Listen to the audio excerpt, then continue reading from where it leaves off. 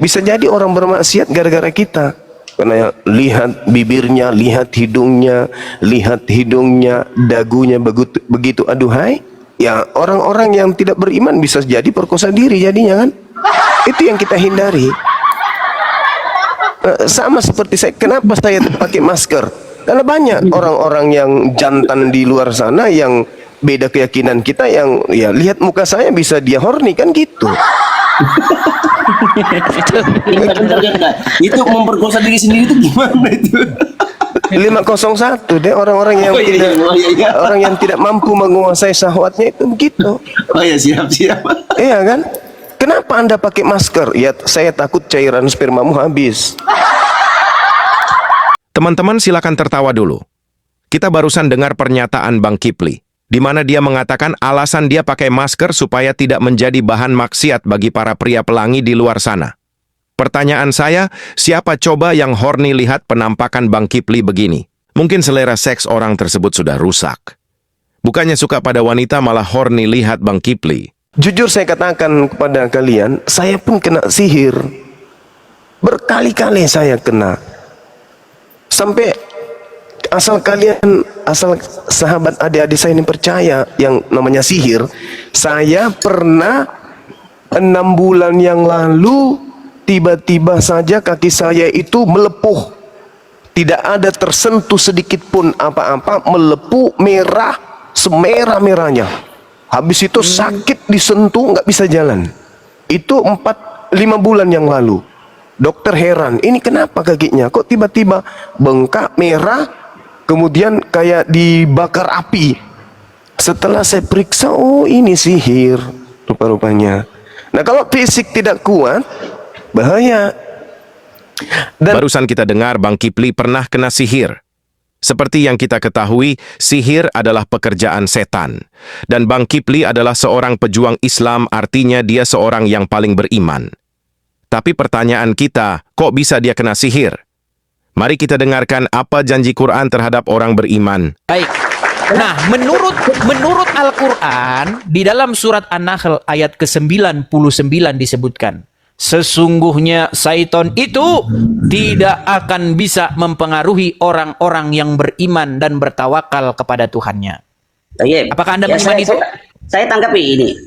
Sebentar dulu, apakah Anda mengimani bahwa setan tidak akan bisa mempengaruhi orang yang beriman dan bertawakal? Betul sekali. Sekarang begini, sihir datangnya dari setan, betul? Betul. Oke. Menurut Al-Quran, sihir itu dari jin. Ya, jin termasuk setan nggak? Oh, jin bukan termasuk setan. Oke, berarti sihir itu baik. Jin itu makhluk lain. Iya, jin kan menurut Islam kan ada jin yang baik, ada jin yang kafir. Betul, nah, jin yang kafir ini dia termasuk setan nggak? Bukan termasuk setan. Oke, baik. Terus dia termasuk golongan apa? Yang mana ini? Yang jin. Dia termasuk golongan yang menyesatkan nggak? Jin ini ada yang jin muslim, ada jin kafir. Ya, jin kafir ini termasuk yang menyesatkan nggak? Ya, bisa menyesatkan. Berarti dia merasuki Muhammad nggak? Soalnya begini Mas ya, masalah Aduh, muter-muter lagi. Bukan muter-muter. Makanya saya bilang, Mas Bang, Edis, kenapa Abang masih nekat mengikuti Nabi yang kena jin kafir, yang ada jin kafirnya? Katanya Abdul Somad yang ada jin kafirnya itu patung Yesus. Kata dia begitu kan? Jangan dipotong seperti Gimana itu. sih? Makanya itu malah Muhammad yang ada jin kafir. Nabi Muhammad terkena sihir, ini menjadi pelajaran buat umat-umatnya. Begini, sebelum kita ke situ, yang saya maksudkan begini, bro. Al-Quran bilang orang yang beriman itu tidak akan bisa kena pengaruh setan. Nggak bisa dia. Menurut Quran. Pengaruhnya bukan masalah sihir. Percaya Quran kan? Hatta para pak kiai, ustadz sekalipun, kiai serta ustadz sekalipun bisa terkena sihir. Ini bukan masalah pengaruh. Berarti itu tanda bahwa dia tidak beriman menurut Al-Quran. Pengaruhnya begini Pak Edis. Ada bisikan untuk melakukan sesuatu yang kejelekan. Jadi setiap orang ini kan ada nafsu. Jadi Pak Idris misalnya saya dibisiki supaya melakukan zina nafsu sehingga saya mempengaruhi. Tapi kalau orang beriman tidak, dia ingat dengan firman Allah. Artinya orang yang beriman tidak akan bisa kena pengaruh setan, betul? Iya, bisikan sehingga kita terjerumus kepada baik. sesuatu Sekarang begini. Kalau Muhammad kena sihir, artinya dia kena pengaruh jin kafir atau setan, betul? Tidak terpengaruh. Terus sihir itu pengaruhnya apa? Ya, Nabi Muhammad hanya merasakan ada Enggak, sesuatu iya, yang aneh. sihir itu datangnya dari mana? Datangnya sihir dari mana? Ya, dari seseorang. Iya, pakai media apa? Kekuatan apa itu? Kekuatan dari Allah apa kekuatan dari jin atau seton? Kekuatan dari jin. Ah, jin kafir, betul. Ya. Artinya jin kafir mengendalikan Muhammad, betul. Tidak bisa Mempengaruhi mengendalikan. Muhammad gitulah, betul. Ya, betul, mempengaruhi. Sedangkan menurut Al-Quran, tidak ada orang yang beriman bisa kena pengaruh setan atau jin, betul. Ingat, ini jin mencoba mempengaruhi dan Rasulullah merasakan itu. Kena pengaruh nggak dia? Dia kena pengaruh nggak? Tidak, Oke, tidak. dengarkan ini. Kalau nggak pengaruh, dengarkan. Nih. Ya. Nabi SAW pernah disihir oleh Lubab bin A'sam, orang Yahudi. Nabi SAW sebulan teman-teman nggak sadar, nggak tahu apakah sudah kasih giliran istrinya atau belum. Nah, tuh. Oh, istri ingatkan ya Rasulullah. Nih, dia. Coba nih, saya ulang lagi ya nih. Nabi SAW pernah disihir oleh Lubab bin A'sam, orang Yahudi. Ya. Nabi SAW sebulan teman-teman nggak sadar, nggak tahu apakah sudah kasih giliran istrinya atau belum. Nah, Coba begini, Mas Edis berarti telepon kena itu pengaruh orang. nggak itu? Tanyakan itu orang riwayatnya betul apa enggak seperti itu sampai tidak menyatakan. Oke, baik. Sebentar. Saya kasih lagi ayat yang lain ya. Kalau cuma satu-satu begitu nanti repot saudara-saudara ya. Sebentar nih. Begini Mas, tadi saya sudah jelaskan bahwasan pengaruh di sini bukan pengaruh di dalam apa namanya tadi itu penyakit atau gimana, tidak. Dia Pengaruhnya di sini. itu akibat dari pengaruh sihir itu, dia itu tidak sadar. Dia itu ngapain dia nggak tahu. Dari mana itu Ustaz mendapatkan Oke, hal baik. seperti itu? Dengerin lagi ya. Iya. Dengerin. Saya tidak mau mendengarkan karena Katanya mau dengar. begini, ini Ustadz di dalam mungkin apa ya belum tentu benar juga kan begitu. Oke, kita cari ustadz yang lain di mana? Ya cari. Saya Oke, tahunya baik. Nih, lihat memang nih. terkena sihir begitu saja. Nah, dengarkan. Orang yang kena santet guna-guna ilmu hitam, apa benar adanya? Sedangkan jin, syaitan, dan iblis beda dunia dengan manusia. Ada sihir. Jelas dalam Al-Quran disebutkan, bahkan dalam hadis Bukhari, Nabi Muhammad SAW disihir. Tersihir selama sebulan.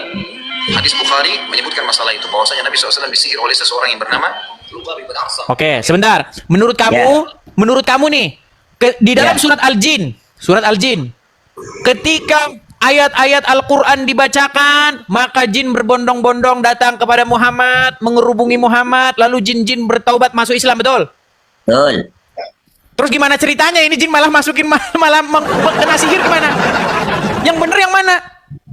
Satu Ya, bilang ketika sebenarnya ayat-ayat sesuatu. Quran dibacakan, jin-jin bertaubat masuk Islam. Satu bilang Muhammad malah kena sihir. Ini yang mana yang benar? Begini Mas Edis, kalau Mas Edis ingin cari Makin kebenaran. didalami makin kamu dekat ke pintu gerbang Begini, kemurtatan. kalau ingin mencari kebenaran, maka dengarkan dulu hikmah kenapa kok Nabi Muhammad bisa terkena sihir. Semua orang akan terkena, semua nabi akan Justru terkena. itu menjadi masalah, bro. Karena di dalam Al-Quran, di dalam surat Al-Jin, ketika ayat-ayat Quran dibacakan, maka jin datang berbondong-bondong mengerumuni, lalu mereka masuk Islam, betul? Iya betul. Bagaimana mungkin kamu percaya itu, tapi di detik yang sama kamu percaya jin kafir Muhammad kena sihir karena pengaruh jin kafir? Tidak mungkin. Gimana sih? Benar. Tidak ada kata tidak mungkin kalau Allah menghendaki sesuatu, kemudian di situ ada hikmahnya. Itu namanya kamu asumsi liar. Berarti kamu jawab aja. Itu kehendak Allah. Iya, Pak. Ngapain lagi kita diskusi? Barusan kita mendengar ayat Quran yang memberikan jaminan bahwa setan tidak akan mempengaruhi orang beriman dan bertakwa. Pertanyaan kita adalah, apakah Nabi dan Bang Kipli tidak beriman dan bertakwa? Silakan tulis jawaban kalian di kolom komentar. Yang mau dukung channel Pil Pahit, silakan scan QR Code ini atau klik link di kolom komentar. Terima kasih.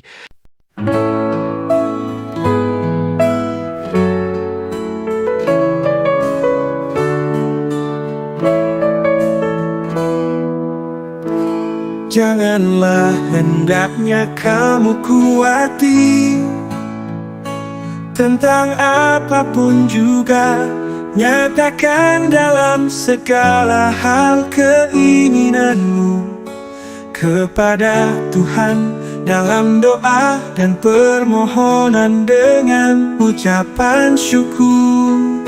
Segala perkara dapat kita tanggung di dalam Dia yang memberi kita kekuatan.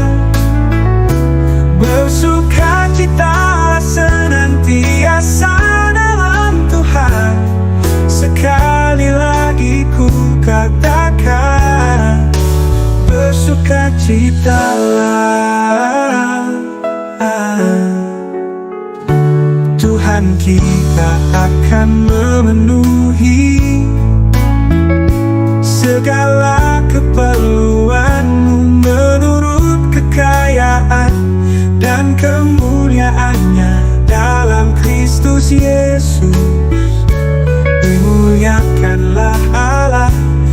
Bapa kita selama-lamanya. Segala perkara dapat kita tanggung di dalam Dia yang memberi kita kekuatan. Bersukacita senantiasa dalam Tuhan. Sekali lagi ku katakan, bersukacita.